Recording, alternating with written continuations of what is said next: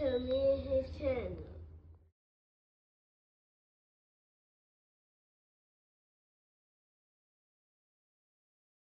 What's up, it's your boy LO Individuals. I'm back with another video. How they going? Hope y'all vibing, y'all chilling.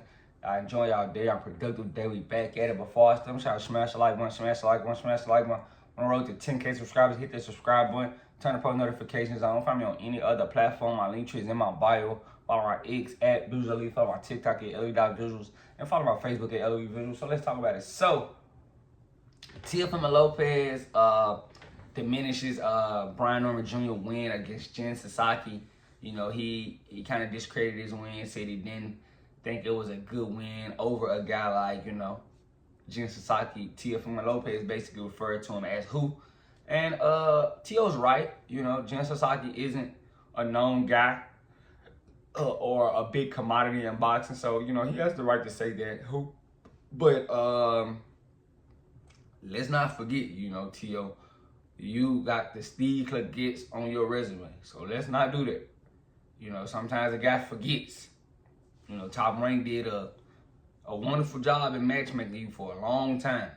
Putting you in there with guys like Steve Claggett and, you know, certain guys like that. And, you know, you gotta rob certain guys and, you know, so, you know, and you know personally Teofimo Lopez will not fight Brian Norman Jr. right now. You know, if anything, you know, he probably would pull out. And that's what he does a lot. You know, he likes to get in negotiations and then jump out the fight with a guy. Same thing he did with Devin Haney. But, you know, as of right now, the walls are starting to close in on him. Because, you know, right now, the only big fights at 40 right now is who? You know, Gary Antoine Russell. That'll be a good fight. Richardson Hitchens. But that's really it. It's not a lot of big money at 140 for Tio. And that's what his problem, that's what he wants. He wants a lot of money. So if he wants to get the big money, I suggest, you know, the move up to welterweight. And I thought he really should have fought Devin Haney. He should have fought Devin Haney, and, you know, the pullout with Devin Haney basically just showed us, you know, how difficult Teofimo Lopez is to work with. You know, this isn't his first situation where he's pulled out a fight with Devin Haney. And, you know, he's low-key hating on Brian Norman. You know you wouldn't fight Brian Norman. And Brian Norman Jr. would jump at the opportunity to fight you. You know, this guy lacks courage. He's been trying to navigate his way into a big money fight. But, you know, and I kind of, I really kind of, you know, lost respect when, you know, out of some of the stuff he's been doing. And then, you know, he doesn't want to fight anyone. So, you know, this ain't the first time we see Teofimo Lopez, you know, hate to pull out a fight. You know, he turned down $10 million to fight Devin Haney a few years ago. Not surprising. You know, you pull out the Devin Haney fight this year. Not surprising. You know, it was really supposed to be Devin Haney versus Tio next. Shout out to Devin Haney because he like, cool, I'll go fight Brian Norman Jr. Something Tio would be scared to go do.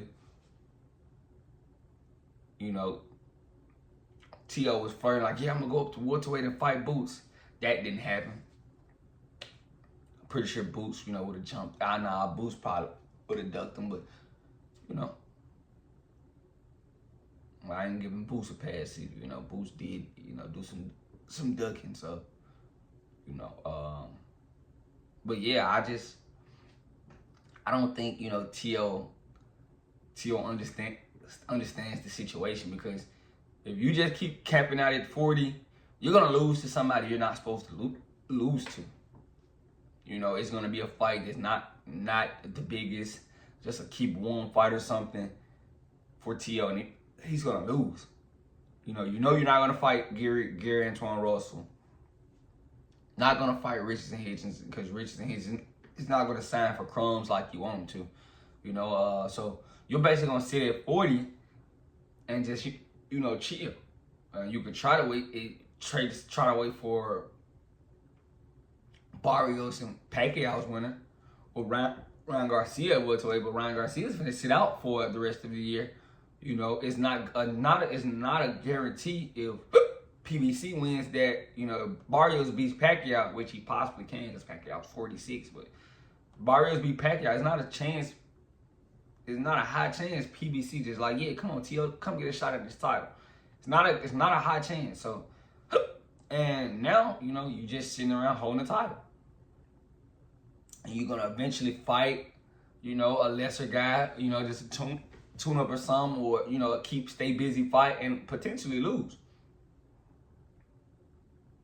Cause Turkey out of Sheik, and you're not under the top ranked protection program anymore. You're not under that, so it's free game.